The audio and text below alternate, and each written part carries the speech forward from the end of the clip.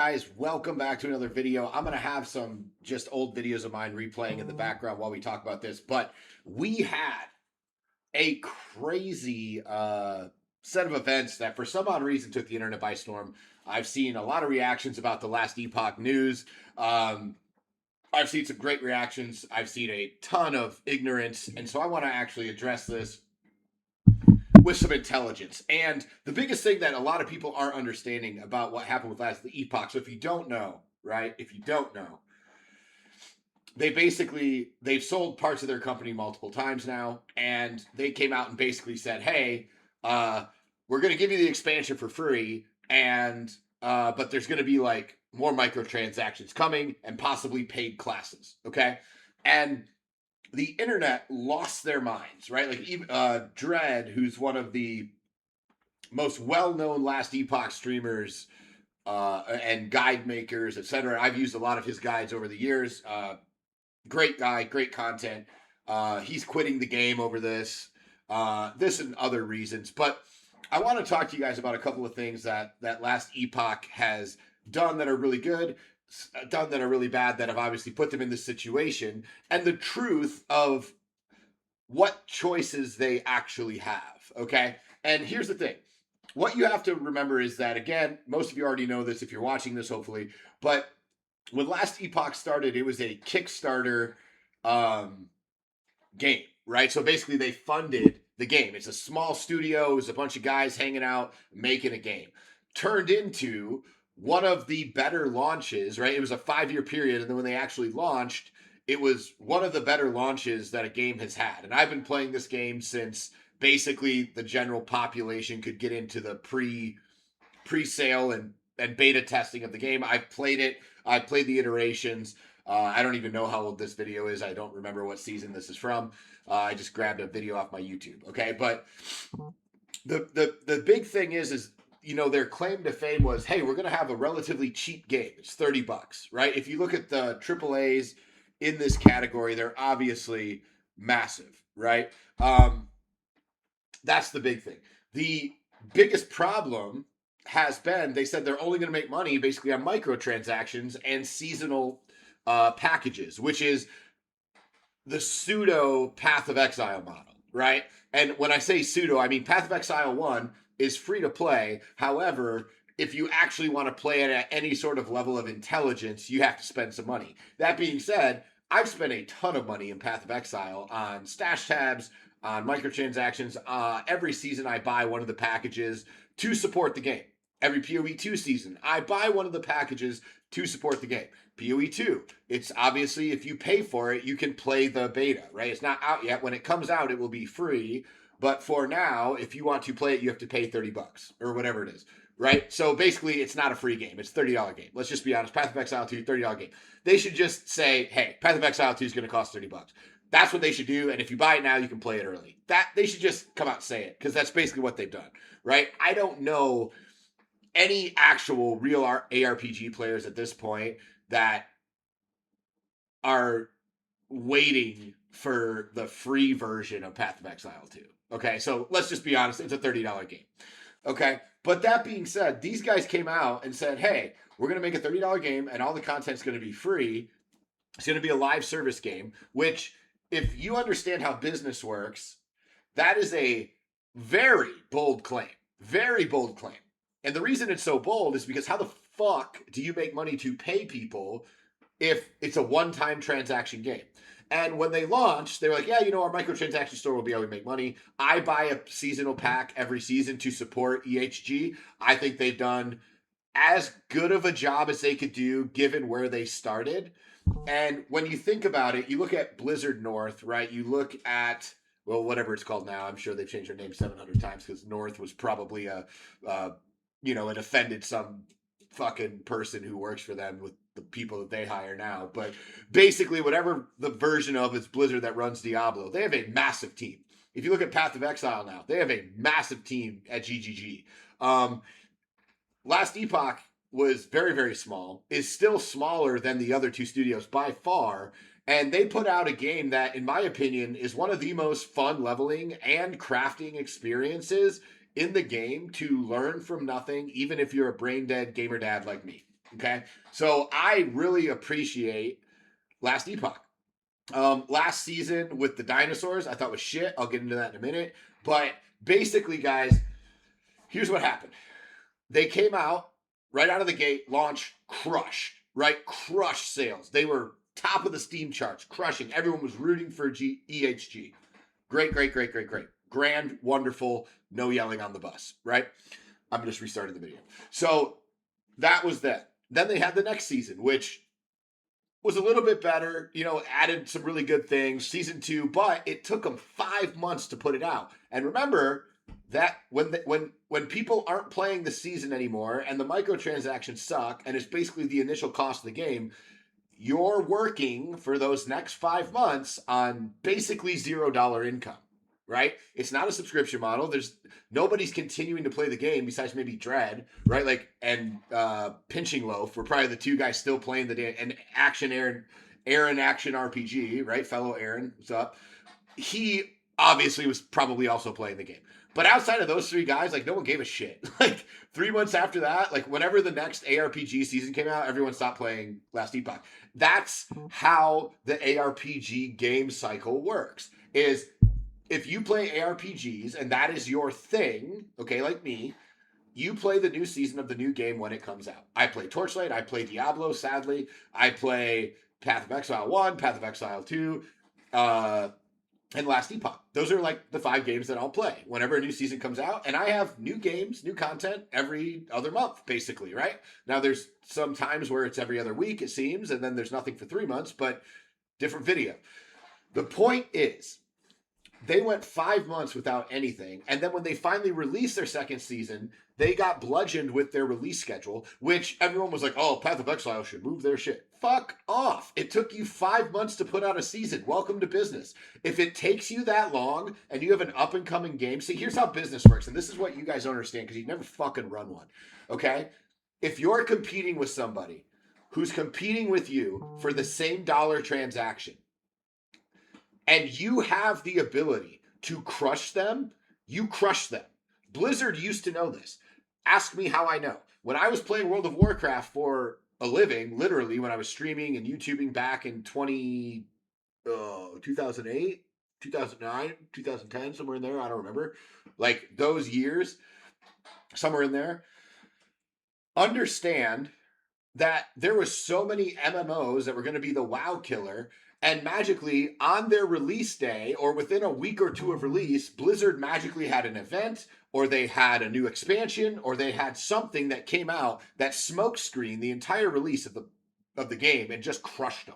Okay, why? Because they know that most people aren't going to subscribe to 2 things. Now, in the ARPG circuit, it's a little bit different. People will play multiple games. However, there are a lot of people who I would say are more casual than me, right? I play every game, every season.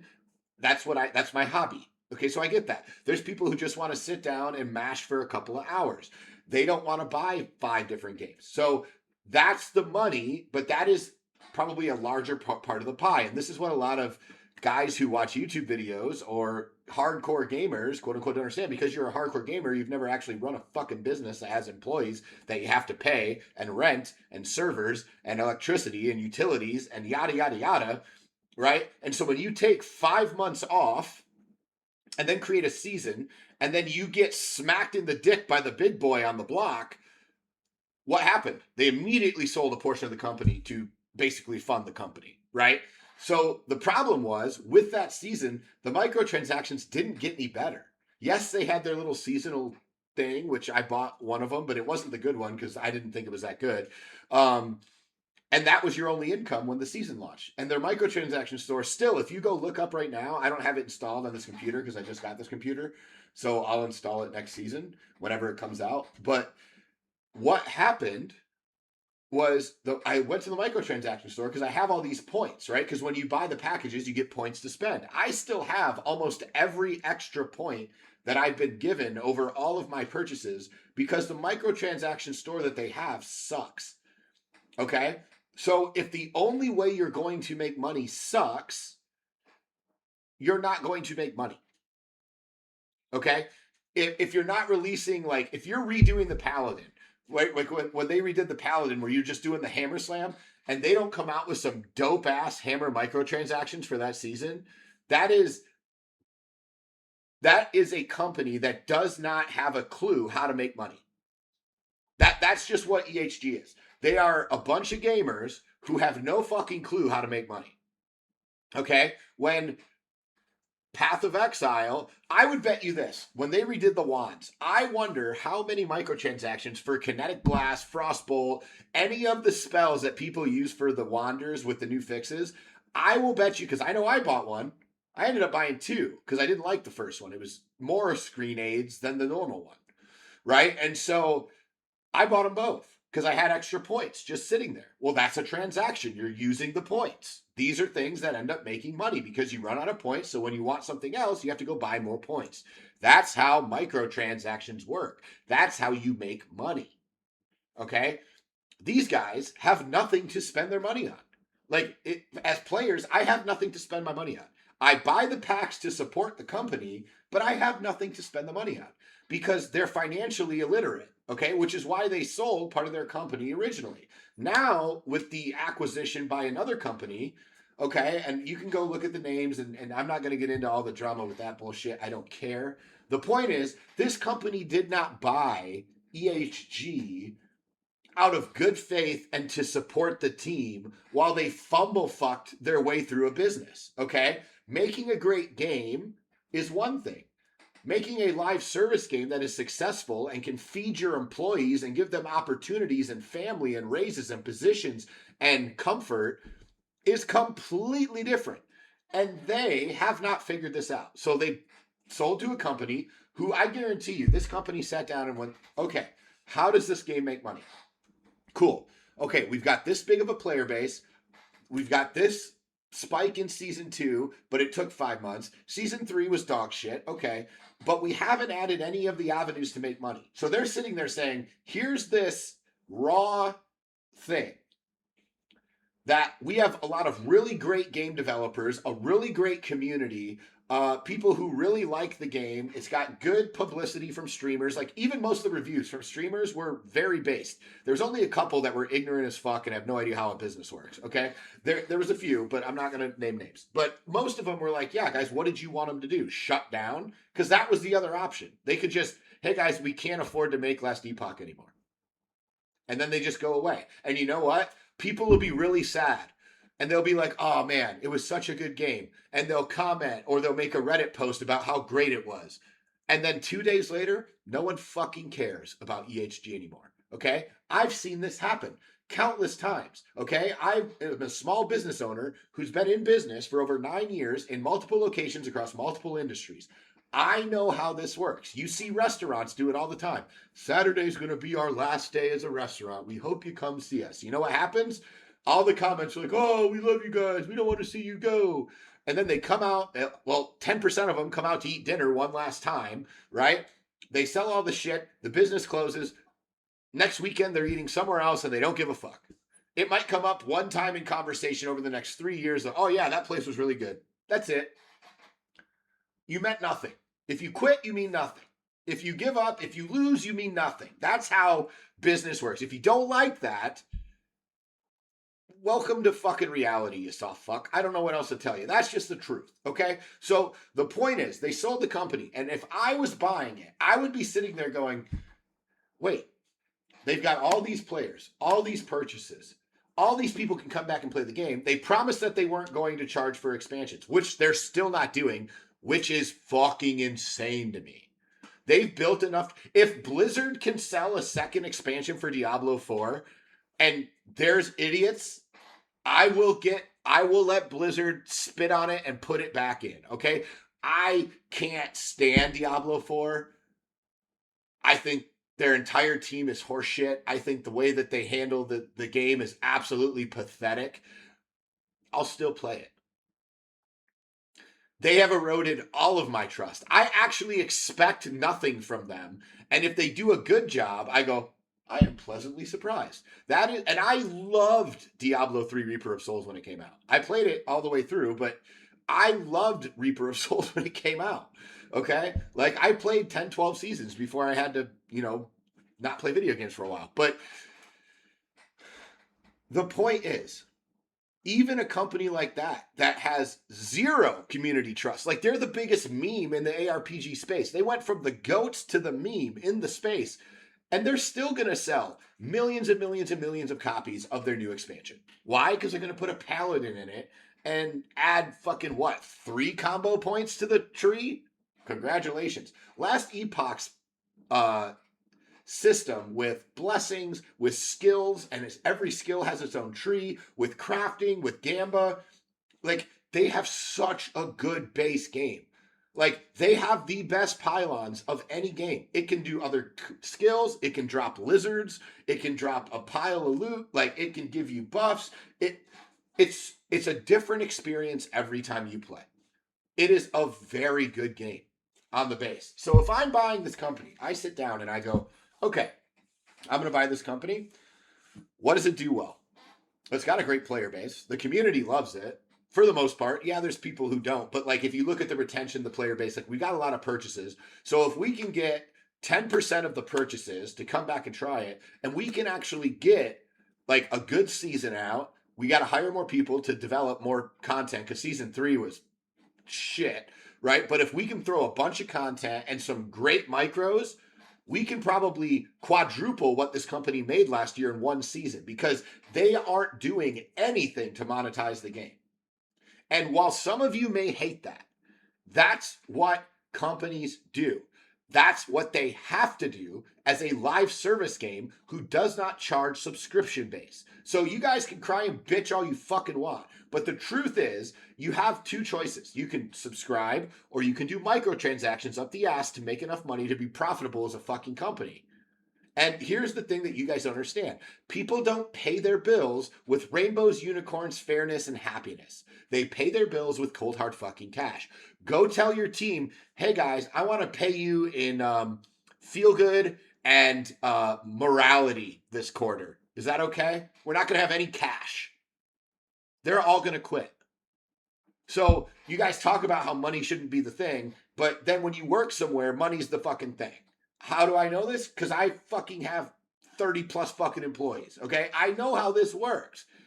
My team expects me to put my companies in a position to be profitable so that they can have raises, bonuses, time off, time with their family, opportunity to and a comfortable living. That's what they expect from me. That is my job as the business owner, is to provide that. How do I provide that? We provide a service that people exchange cash for. That's a fucking business. So if you guys think that they're going to do a live service game and never charge for it, that company will not be in business for long at all. That's the fucking truth. Okay? That's how it actually works in real life.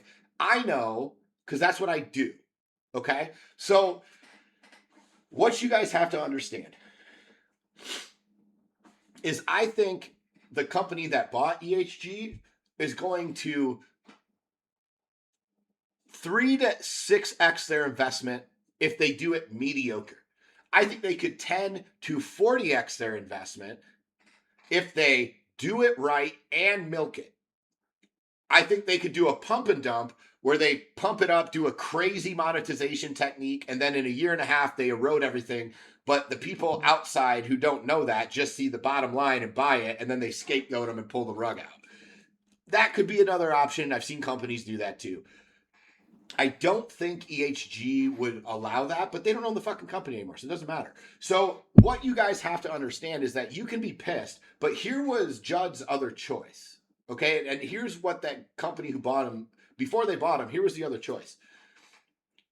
You can fire and tell every single person who's worked for you and worked their ass off for however long you've been in business and who spent weekends and nights and blood, sweat, and tears for this game and made a really good base game. We can tell them to fuck off, go home, and we're shutting it down. Or we can charge more money. And with more money, if it works and we do a good job and we continue to over deliver, we will get more money back. And if we get more money back, we can give more money to you. That's how business works. We can hire more people. We can stimulate the economy. We can give raises. We can give promotions. We can do company parties. We can do give backs. We can do charity events. We could do streamer things. That's what you do with the cash to grow the machine. Okay? It's not like there's one asshole at the top who just says, oh, guys, we made $10 million this quarter. I'm going to take all of it and fuck you. That never happens in real life. It never happens in any business that's trying to grow, especially one started like this. Grassroots, dudes in their garage. These are good fucking dudes. Guaranteed. Guaranteed. These guys just had zero business sense. They were gamers, bro. They were gamers. That's who these guys were. They just didn't have anyone in their corner who was a business person. Because if they would have came to me and said, hey, Aaron, we're going to do this game, I would have been all in. I would have been like, yeah, dude, I'll consult. I'll help you. The first thing I would have said is, how are we fucking making money? Well, we're not about money. That's wonderful to say. That's cute. Do you like paying your bills? Well, yeah. Do you want more money so that you can buy more shit and have a better life for you and your family? Well, yeah. What are you going to pay for that with? Smiles and hugs? Oh, money. Okay. How are you going to get money if we do not make money? This is how real life works. And I would have sat them down and said, okay, after they launched, I would have said, what is our schedule of release for microtransactions? What are the big skills coming out? What are the new classes? We need to have armor sets. We need to have weapon skins. We need to have skill skins. We need to have mounts. We need to have achievements. We need to have all this shit when we launch the season, because that is when people are hot to buy, when they're using the fucking service. Oh, okay.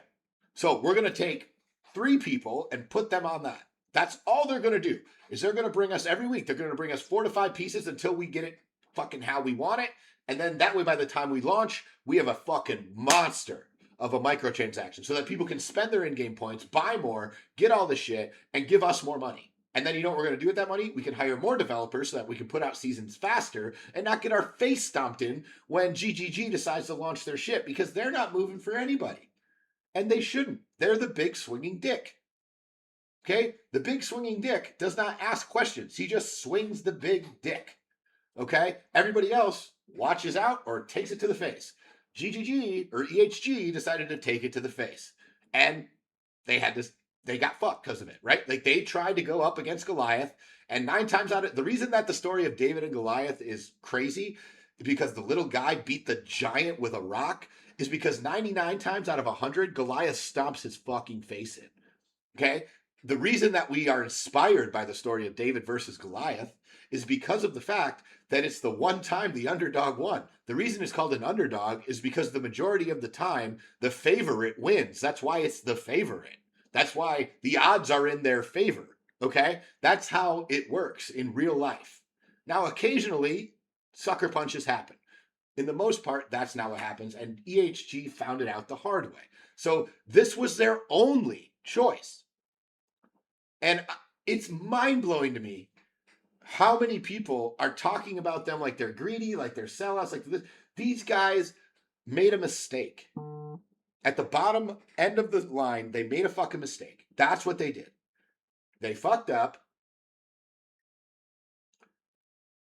And they didn't have a business plan. They had a game plan, not a business plan. And in order to do a live service game, you have to have both. Okay? I will support them. They have 2 more seasons before the expansion comes out.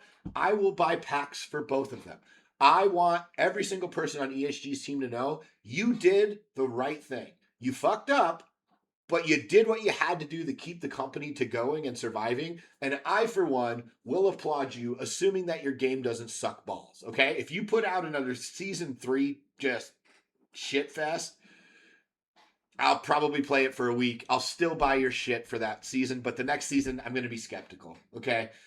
I need you to deliver. Take the money you got from the Chinese companies or Korean companies or whatever, I don't know, the Asian buyouts. Take the money and show us that you're going to use it properly to produce a better game. And I don't care how much you take me for, okay? I don't care. I will happily support you because I know that the truth is you're trying your ass off. You are amazing development team. You're doing great work. You are just undermanned, understaffed, and underperforming from a business standpoint. So fix the problems, move forward, continue being a great company. That's what you need to do. Do not let any of these comments deter you. Do not let any of these idiots on Reddit or any of these other places. I don't ever go there, but that's what I watch the other videos saying.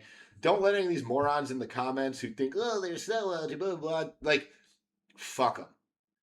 They ain't in your shoes. They ain't never built shit.